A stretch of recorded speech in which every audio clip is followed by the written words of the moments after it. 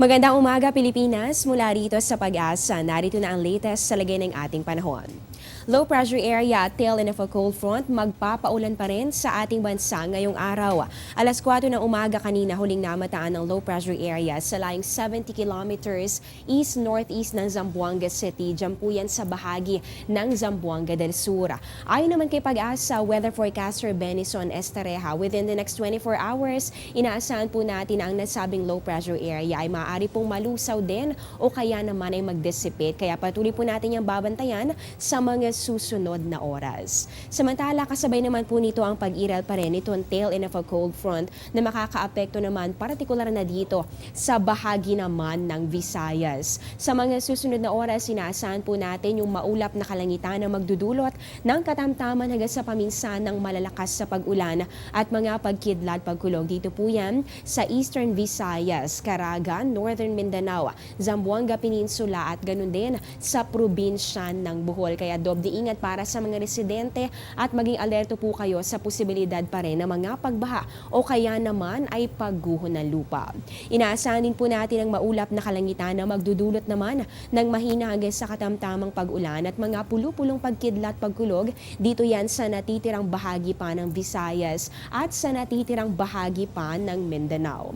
Inaasahan naman po natin ang light rains dito po yan sa regions ng Cagayan Valley, ganun din sa Mimaropa. Ibig sabihin kabilang dyan ang Mindoro, Marinduque, Romblon at ganun din ang bahagi ng Palawan. Same weather condition ang inaasahan natin dito sa Bicol region at ganun din sa mga probinsya ng Aurora down to Quezon.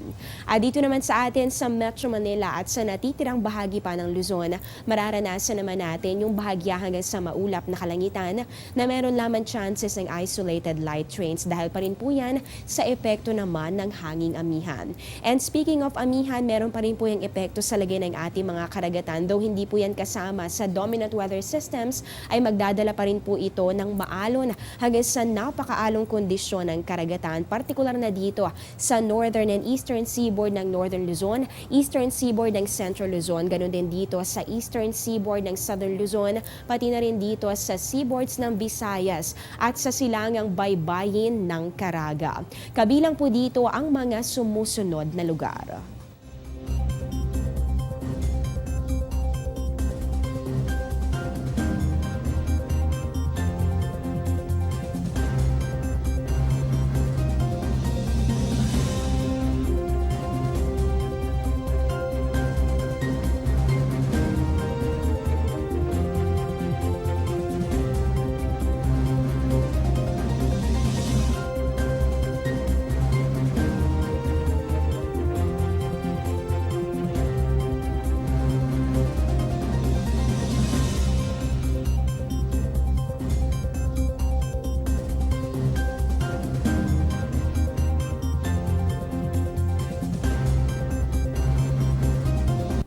Kaugnay pa rin ang epekto ng low pressure area at ng tail end of a cold front, ilang bahagi po ng ating bansa ang nakakaranas sa mga pag-ulan sa kasalukuyan.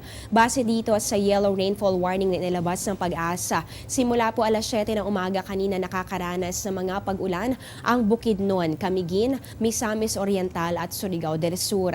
Apektado rin ang mga pag-ulan ng Surigao del Norte, Dinagat Islands, Agusan del Norte at ganun din ang Agusan del Sur. Posible po yung magpatuloy sa loob ng 3 oras.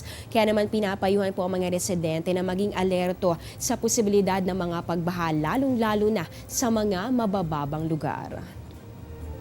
Sa puntong ito, silipin naman po natin ang inaasahang weather condition sa mga susunod na araw base dito sa 3-day weather forecast ng Pag-asa.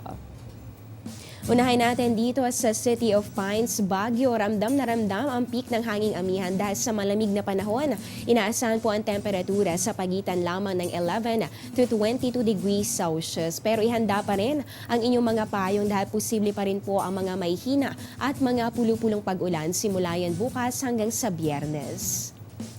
Dito naman sa Metro Manila, para sa mga mami sa maglalaba, pwede pa po yan gawin bukas, araw ng Miyerkules, dahil magpapakita pa naman si Haring Araw. Pero naku, pagsapit ng Thursday and Friday, paghandaan po ninyo ang maulap na kalangitan na magdudulot ng mga pag-ulan.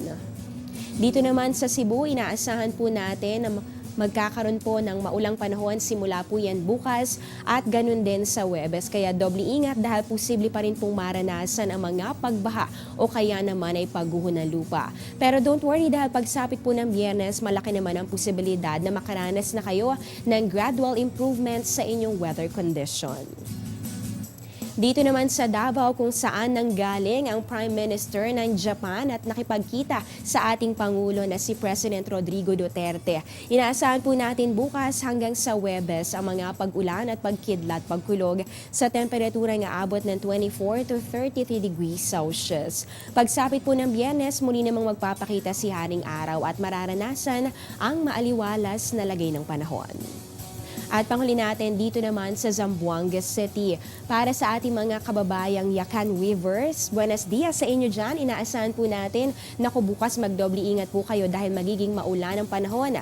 Pero pagsapit naman ng Huwebes at ganoon din ang Biyernes ay muli namang makakaranas ng generally fair weather condition. Ang temperatura posible po yang umakyat ng hanggang 33 degrees Celsius. Yan ang latest mula dito sa Pag-asa. Manatiling nakatutok sa Panahon TV kung saan walang pinipiling panahon ang pagbibigay impormasyon. Ako po ang inyong weather lover Amor La Rosa na nagsasabing ang taong handa at may nahon, kayang lagpasan ang hamon ng panahon. Magandang umaga po sa inyong lahat at mag-ingat po kayo.